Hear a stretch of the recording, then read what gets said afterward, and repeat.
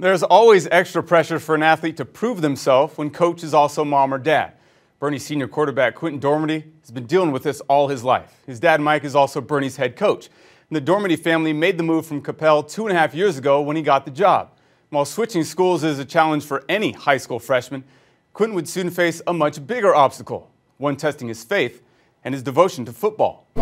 When Quinten got to Bernie, he was eager to show what he could do. Hit it. But his new teammates helped ease the transition, and so did some quality time with Pops. And I've dealt with that my whole life, with being, oh, you're the coach's son, you get special treatment, but I think that the guys accepted me really well. It was neat to have that 3 or 4 months together before my wife and the rest of the family came down, and it was just kind of our bonding time. We stayed at a little back house, out on the Guadalupe River. Coach Dormady loved what he saw on Friday nights too, as Quinten threw for more than 3,000 yards and 27 touchdowns, helping Bernie reach the playoffs.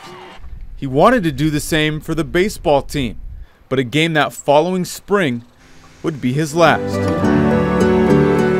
When you first dove back into second base and you felt whatever you felt, what went through your head?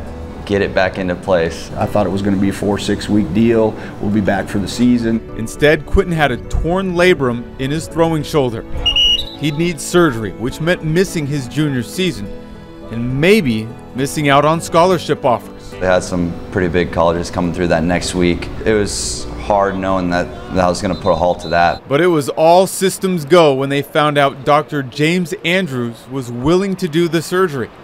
This guy's the Michael Jordan of orthopedic surgeons. He's worked on guys like MJ, Drew Brees, and even Emmitt Smith. So for the Dormadys, driving to Florida was an easy decision. We just got to spend about an hour and a half on the beach just watching the sunset, and it was kind of that time where it's like, we're going to go into some adversity tomorrow, but everything's going to be fine. Our faith was really strong throughout it. The Greyhounds struggled through a 2-8 season, and even though Quinten couldn't be on the field, he did everything he could on the sideline. His knowledge of the position in the game and him just being one of my best friends, that really helped me. Fully recovered, Quinten started throwing again. After impressing at camps and 7-on-7 tournaments, he received offers from Alabama and Tennessee, among others. Ultimately, Quinten chose the Vols. With a perfectly rotating shoulder, he'd come full circle. It was a good feeling in multiple ways. One, I know that I've achieved one of my goals, and then second, focused on the team here in this season, and we're off to a pretty good start. He's being modest. The Greyhounds are rolling. They're undefeated coming into tonight, with Quinten throwing for nearly 700 yards and 10 touchdowns through 2 games.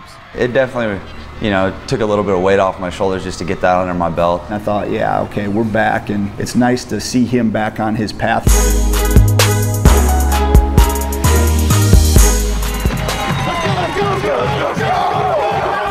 One of the definitions for faith starts with a strong belief or trust. Quinten believed he would earn a football scholarship despite his injury, and he trusted Pops to help guide him through the process.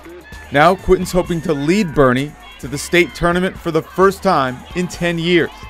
That'd be quite a way to pay back his coach.